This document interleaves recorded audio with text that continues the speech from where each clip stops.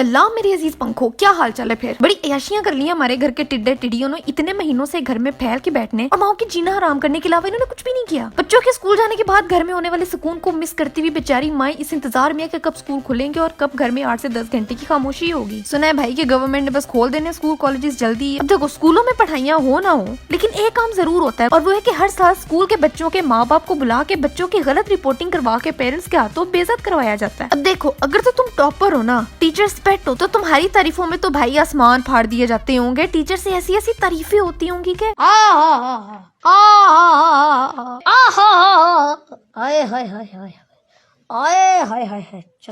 अब मेरे साथ क्या होता था, मेरी वो साइंस टीचर जिसको पढ़ाने में उतनी ही दिलचस्पी थी जितनी हमें पढ़ाई करने में थी, मतलब के घंटा, जिसने जिंदगी में मुझसे कभी कोई बात नहीं की, कभी कोई सवाल नहीं किया, जिसको मेरा नाम तक नहीं पता, वो मेरी माँ को पेरेंट्स मीटिंग टीचर में बुलाकर कहती है पढ़ाई में तो जीरो है, आपकी बेटी क्लास में ध्यान नहीं देती, पूरा टाइम बस दीवारों को देखती रहती है, टेस्ट में दूसरों के पेपर्स को देखती रहती है। 2 बार तो मैंने खुद चीटिंग करते हुए पकड़ा इसको। मैंने पहले भी सनिया को कहा था कि पढ़ाई पर ध्यान दो, पर मेरी सुनती नहीं है। सनिया 3 साल तक लगातार ये टीचर मुझे पेरेंट्स टीचर मीटिंग में सनिया कह के बुलाती रही है, मेरा नाम तक इसको नहीं पता। लेकिन मेरी माँ का हर साल ब्रेन वॉश करने में इस कामयाब टीचर को मैं जिंदगी भर नहीं भूल सकती। और फिर हमारी माई, मैं कहती हूँ टीचर चाहे झूठ बोल रही हो ना, हमारी माँ को लगता है कि सुनहरे लफ्ज निकल रहे हैं उनकी मुंह से। मैं लाख बोलूं कि अम्मी मैंने कभी चीटिंग नहीं की, मैंने कभी दीवारों को नहीं देखा, मेरे मार्क्स भी अच्छे आते हैं, लेकिन स्कूल से घर तक तय होने वाले गाड़ी का सफर किसी अजाब से कम नहीं होता था, क्योंकि मेरी साइंस की टीचर ने जो अपनी साइंस लड़ा के मेरी अपनी सगी माँ को मेरे खिलाफ कर दिया। और अब 40 मिनट घर पहुँचने तक मेरी वो बेइज्जती होनी है कि मेरा दिल चाहता है कि चलती गाड़ी का दरवाजा खोल के मैं भाई छलांग मार के जिंदगी खत्म कर लूं। लेकिन सारी माई ना मेरी माँ की तरह टीचर्स पे भरोसा नहीं करती ना।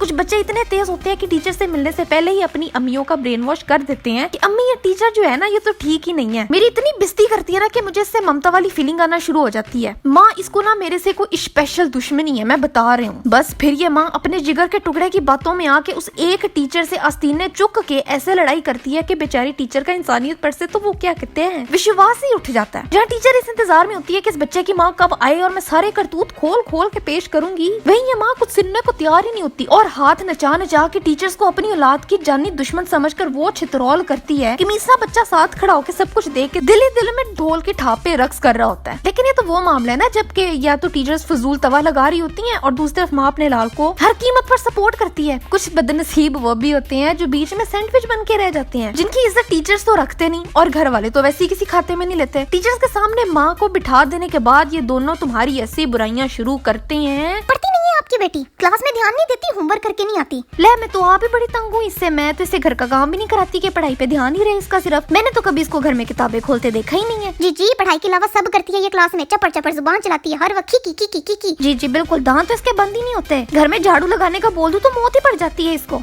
मैंने इतनी बार मना किया है कि मेकअप करके ना आया करो, इतनी मोटी लेयर फाउंडेशन की लगा के स्कूल आती है। बताइए को है ये उम्र ये हरकतें करने वाली? नहीं आप बिल्कुल सही कह रही हैं, फैशन करवा लो इससे, पूरा दिन बैठ के मेकअप ट्यूटोरियल देखती रहती है। इस बार ना फेल हो जाएगी, बोर्ड में पास नहीं होना इसमें। अब फेल होगी तो कौन जिम्मेदार होगा? नहीं आप फिक्र ना करें, इसको तो मैं जूतियां मार मार के सीधा कर दूंगी। आप इस पर तवज्जो दें पूरी। अगर मारना भी पड़ जाए ना तो बेशक चपेट चप्पू लगा लिया करें, मुझे कोई एतराज नहीं है। मतलब यहाँ दोनों तरफ से तुम्हारी ठीक ठाक रोस्टिंग हो रही है। तुम्हारे मुंह पर तुम पर तशद्दुद करने की प्लानिंग चल रही है। तुम्हारी इज्जत चावल के दाने जितनी भी नहीं रही। ये सोच के तुम्हारे फेफड़े तुम्हारे मुंह में आ जाते हैं कि यार अभी तो ये एक सब्जेक्ट टीचर है, अभी तो बाकी 6 टीचर से अम्मा को मिलवाना है। इसी तरह की इज्जत अफजाई की बाकी टीचर्स के हाथों करवा के यही बच्चा जब बड़ा हो के असासे कमतरी में जाता है तो माँ बाप कहते हैं कि पता नहीं हमारा बच्चे में कॉन्फिडेंस क्यों नहीं आया। ना इसको तैयार होने का शौक है, ना मिलना जुलना पसंद है, बातें भी नहीं करती। स्कूल टाइम पर इतनी शौक हुआ करती थी, पता नहीं किसकी नजर लग गई हमारे बच्चे को, लाइक सीरियसली। लेकिन भाई मैं तो कहती हूँ कि इन सबसे अच्छा काम तो वो करते हैं जो इस पेरेंट्स टीचर मीटिंग का घर में बताते ही नहीं। ये वो लेजेंड बच्चे होते हैं जिनकी 12 साल की स्कूलिंग और कॉलेज के टाइम ये लोग एक बार भी अपनी अम्मी अब्बा को स्कूल ही लेके आते, मस्त जिंदगी जीते हैं, चाहे टीचर्स का जीना हराम करें या चाहे स्कूल बंक करें या क्लास में किसी बच्चे का कत्ल भी कर दें, इनके माँ बाप को पता ही नहीं होता। और यकीन करो ये बच्चे जिंदगी में ना कुछ उखाड़ ही लेते हैं। यहाँ तो बहुत सक्सेसफुल होते हैं क्योंकि इनमें कॉन्फिडेंस की ना कमी नहीं होती। यहाँ तो फिर बिल्कुल ही बर्बाद हो जाते हैं क्योंकि इनको कोई रोक टोक करने वाला नहीं होता। खैर